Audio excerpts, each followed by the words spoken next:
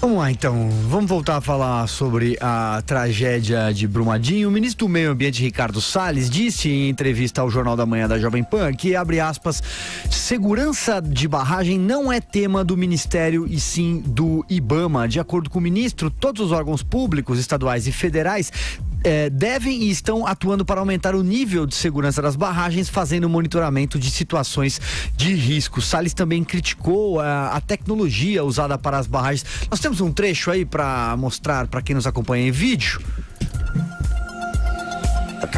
Daqui a pouco, portanto.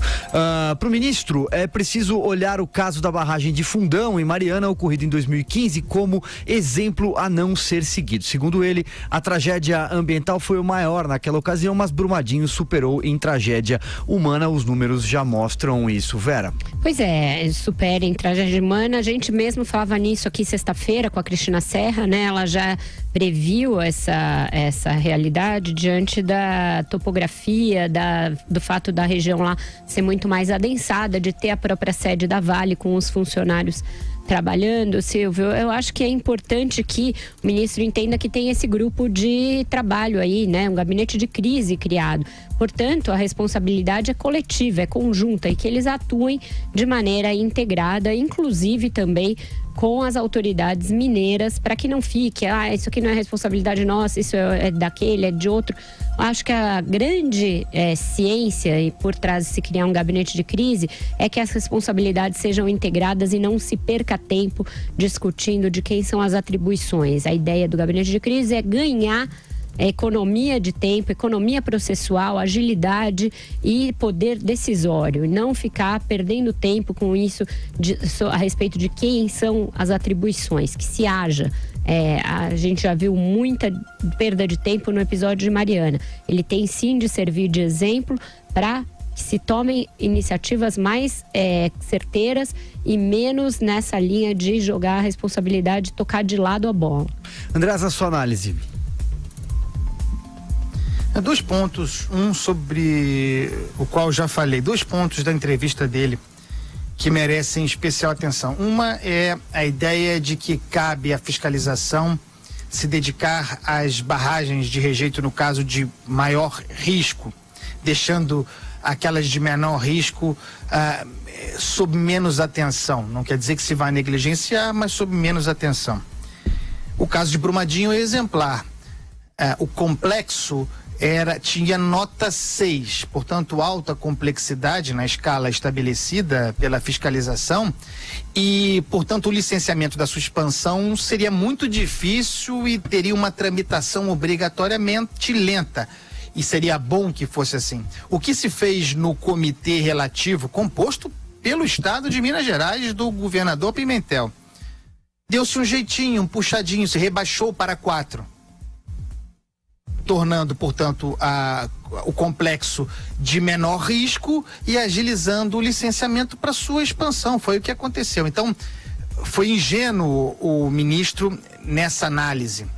O outro aspecto é que ele diz que se deve migrar para o processo a seco, acabando com as barragens de rejeito sempre que possível, para o modelo a seco de tratamento desses detritos, dessa lama. Isso é muito bom, mas é muito difícil em larga escala, não existe tecnologia suficiente para isso. Então também me pareceu, da parte do ministro, com todas as vênias, um certo desconhecimento. Não é uma questão simplesmente de custo, mas de aplicação, além de ser muito caro, mas se fosse caro e fácil de fazer, seria outra coisa. É muito difícil, ainda está em testes. A gente precisa lidar com a barragem de rejeito sem criminalizar a mineração. Existem outras formas conhecidas de se fazer barragem de rejeitos que não essa frequente, comum, mais barata, vagabunda, que é alteamento a montante. Tem outras formas de se fazer essas barragens e é sobre isso, para isso que a gente tem que pressionar. Diga lá, Joel, pra gente amarrar esse bloco. Por um lado, um pouco negativo, né? Ver o ministro já empurrando ali, não, que não é do ministério, verdade, mas obviamente não tem nada a ver com o governo Bolsonaro esse desastre também, assumiu há 20 dias, como é possível que a responsabilidade caísse de qualquer forma, aí seja para o ministro ou para o governo de maneira geral. E é um problema porque é um momento que agora todos precisam trabalhar juntos para ajudar a resolução, para ajudar a salvar as vidas que ainda possam ser salvas e o ministro vai conhecendo a realidade ambiental do Brasil, né? Conhecendo o que é possível, o que não é possível, o que é viável tecnicamente, o que não é, o que são custos reais, o que era histeria ideológica que tanto se acusava antes. Chegou com uma ideia de que não, a gente precisa simplificar e agilizar tudo no Brasil. Estamos vendo na prática que não é assim. Precisamos melhorar os processos. Vão ser mais ágeis? Se possível, sim. Mas sem dúvida nenhuma precisam ser mais exigentes também. Senão, a gente tem a agilidade da destruição, que infelizmente é o que a gente está vendo.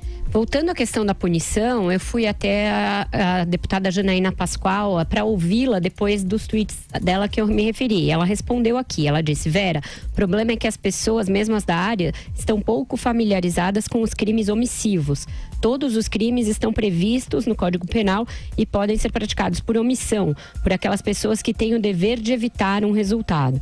Para essa responsabilização são necessários alguns critérios: evitabilidade, previsibilidade e posição de garantir. Antes de Mariana até seria possível falar em surpresa, mas depois não. Então ela defendendo que pode haver sim uma punição penal por omissão, nesse caso facilmente prevista no Código Penal, Silvio.